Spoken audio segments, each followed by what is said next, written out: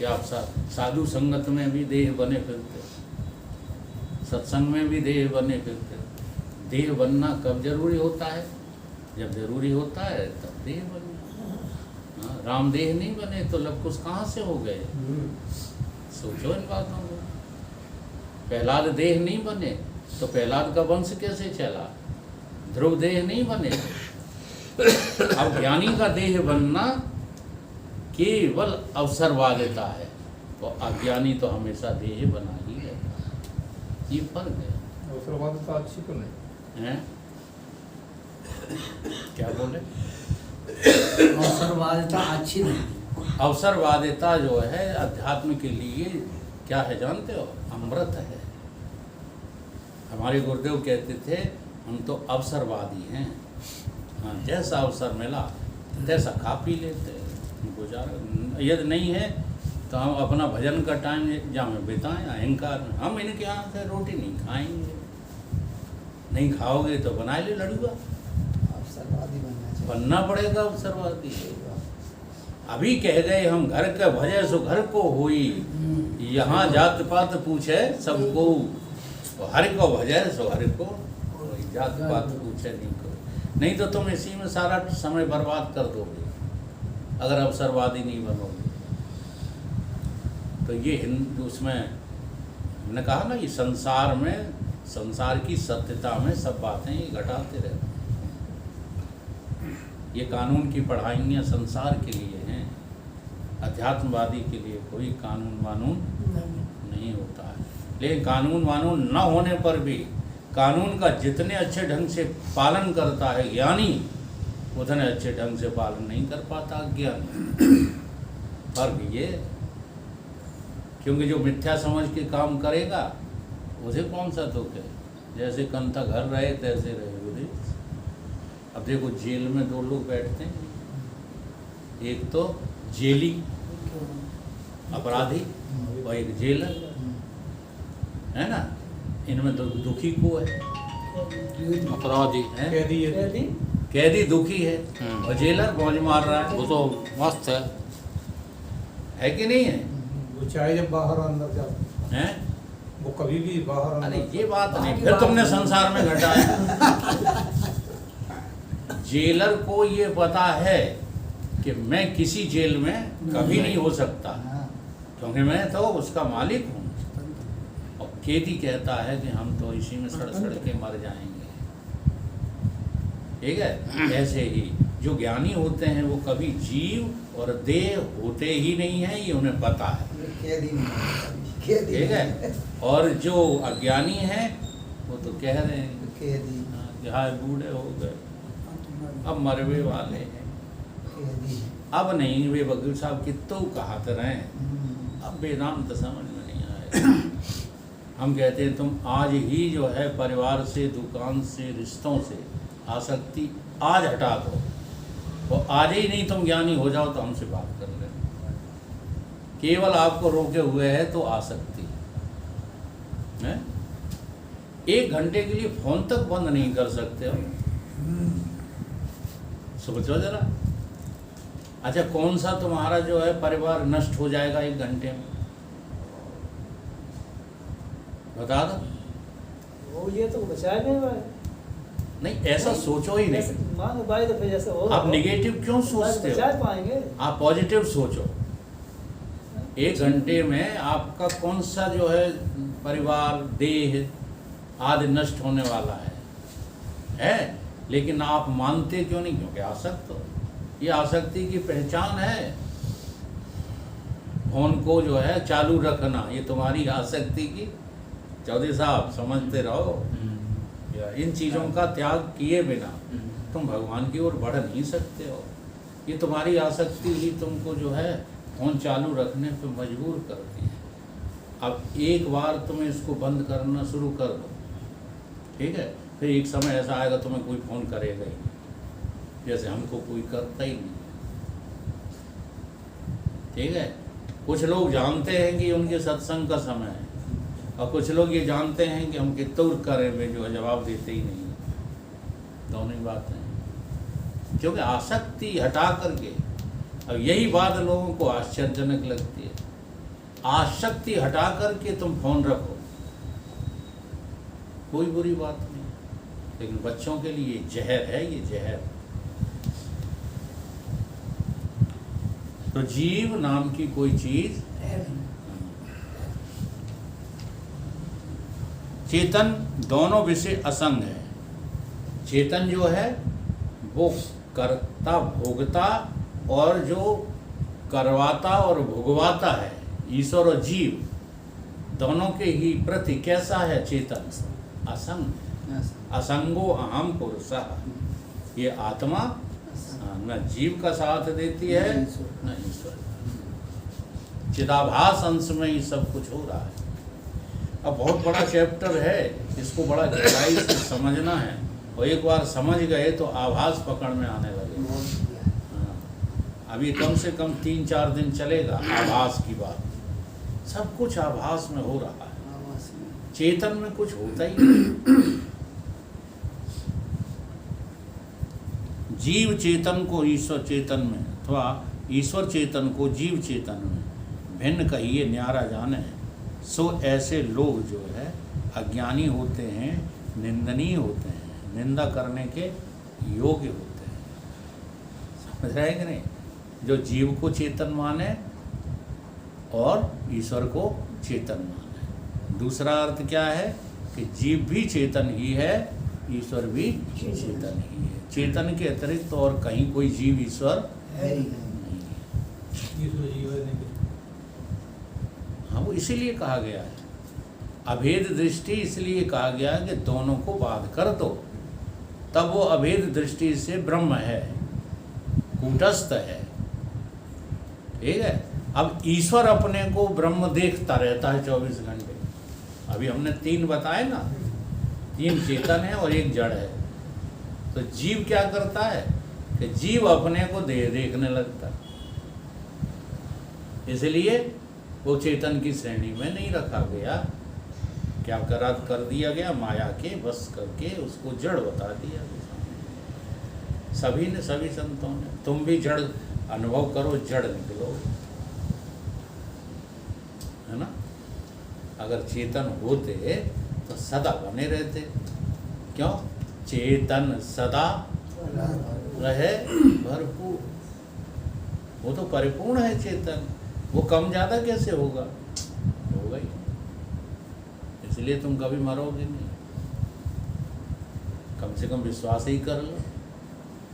मरने लगो तो वह ब्राह्मण की तरह, वो क्या नाम था उसका, राजौरी, छाती ठोक के मर रहा था, तब भी कह रहा था हाँ ब्रह्म है।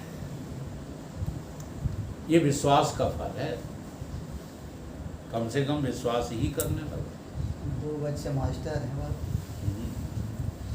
बहुत परेशान था उससे। बहुत परेशान। यह कहने से दूसरा जो प्रश्न किया था कि जीव और परमात्मा की एकता अंगीकार करने से कर्म जो उपासना प्रतिपादिक वेद निष्फल हो जाएगा। दूसरी शंका क्या कह दी कि अगर इनमें हमें जो है अभेद कर लेंगे जीव और ईश्वर में, तो ये कर्म उपासना जो हमारे वेदों ने वर्णन किए हैं, त्रिगुण्या विषया वेदा, तो ये सब बेकार हो जाएंगे, कर्म कांड और उपासना कांड। उसका उत्तर कहा कि जो जीव और ईश्वर में चेतन भाग है, जीव और ईश्वर में जो चेतन भाग है उसका तो अभेद है, और जो आभास है उसमें भेद। जो भाषित हो रहा है, जब भाषित हो रहा है तो 2 हैं, जीव कर्ता भोक्ता है और ईश्वर उनका स्वामी है। 2 भाग है। जब तक ज्ञान नहीं हुआ तब तक जीव भी है, ईश्वर भी है। सच पूछो तो ईश्वर के बिना फिर जीव कुछ भी नहीं है। इसलिए ईश्वर पर भरोसा करते ही रहना चाहिए। ईश्वर पर भरोसा करना, कभी मत हटाना। ज्ञान के बाद भी कभी दूसरों को समझाने में ये मत कहना कि बिना अज्ञान दूर किए जो है ईश्वर नहीं है, क्योंकि ईश्वर सिद्ध होता तो है। यहाँ ईश्वर को ही दृष्टा कह सकते हैं, चेतन को नहीं कह सकते। ईश्वर नहीं, जरा ध्यान दो। चेतन ही वास्तव में ईश्वर है। 10 मिनट। चेतन ही ईश्वर है, दृष्टा जड़ नहीं होता, ये अभी हम बता गए। जड़ वस्तु अधिष्ठान जड़ वस्तु जहाँ है, दृष्टा ताते भिन्न वहाँ है। जब रस्सी तुमने अधिष्ठान बनाई तो दृष्टा तो मनुष्य था कि रस्सी थी? मनुष्य। सांप का दृष्टा कौन था? मनुष्य। अब मनुष्य चेतन है, मनुष्य जड़ नहीं है, रस्सी जड़ है। वहाँ अधिष्ठान तो जड़ है। उस सर्प का अधिष्ठान जड़ वस्तु जहाँ है, ताते दृष्टा भिन्न वहाँ है। दृष्टा कौन है? अलग खड़ा हुआ है। इसलिए बिना चेतन के दृष्टा की कल्पना ही नहीं करना। चेतन है तो दृष्टा है। दूसरे तरीके से समझ लो। इस चक्कर में ना रहो कि ये जल्दी जल्दी हो जाए। नहीं, वो जल्दी जल्दी होने से कोई लाभ नहीं, अरे जब तक वो आराम से चलेंगे। बात समझ में नहीं आई। एक दो अब देखो, विषय दृश्य है। जब विषय दृश्य है तो आंख दृष्टा है, ठीक है। आंख विषय की अपेक्षा अधिक चेतन है। इसी को गोस्वामी जी ने जो है धारावाहिक चौपाइयों में लिखा, विषय करण सुर जीव समेता, सकल एक तय एक सचेता, सब कर परम परम प्रकाशक जोई, राम अनादि अवधिपत। इसी बात को तो लिखा है। तो विषय ये जड़ है, ठीक है। दृष्टा चेतन, आंख क्या है? चेतन है। अब आंख को तुम जो है दृश्य बनाओ। जब आंख दृश्य बनेगी तो जड़ हो जाएगी। अगर आंख जड़ ना होती तो डॉक्टर कभी ऑपरेशन नहीं करते। ऑपरेशन डॉक्टर करते हैं तुम्हारे हर जड़ भाग का। और कैसे करते हैं? चेतन को हटा करके। हाँ, सुन कर इंजेक्शन देते हैं तो चेतन वो जगह छोड़ जाता है, फिर वो काटा कूटी में लगे रहते हैं। वो कौन सा भाग होता है? जड़। आ रही बात समझ में? तो चेतन जो है हटता जाता है और जड़ता सिद्ध होती जाती। अब आंख जड़ है, दृष्टा मन है, तो मन यहाँ चेतन है, आंख जड़ है।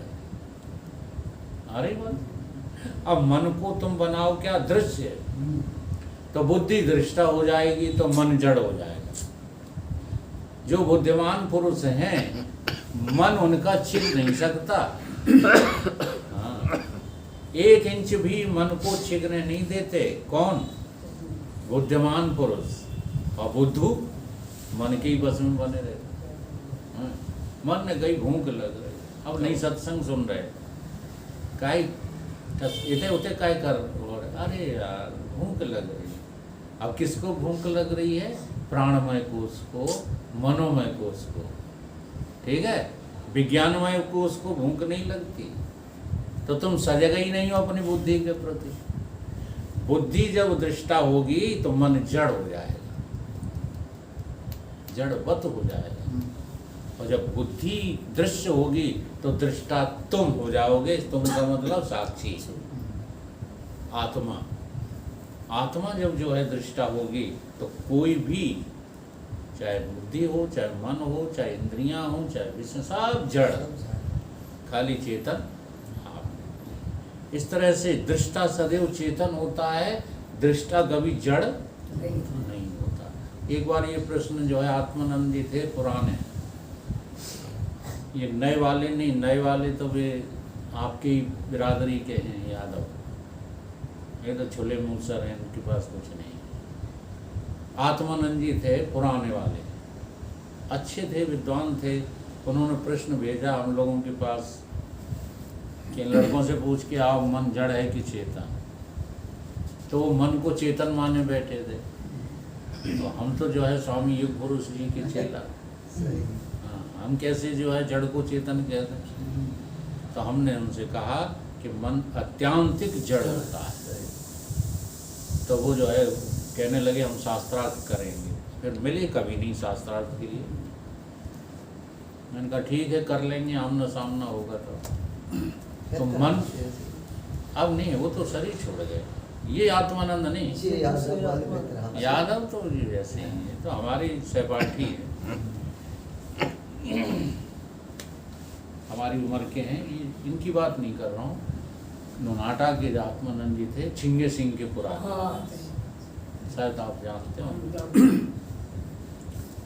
तो मन भी जड़ है, बुद्धि भी जड़ है, प्राण भी जड़ है, ये सब जड़ है।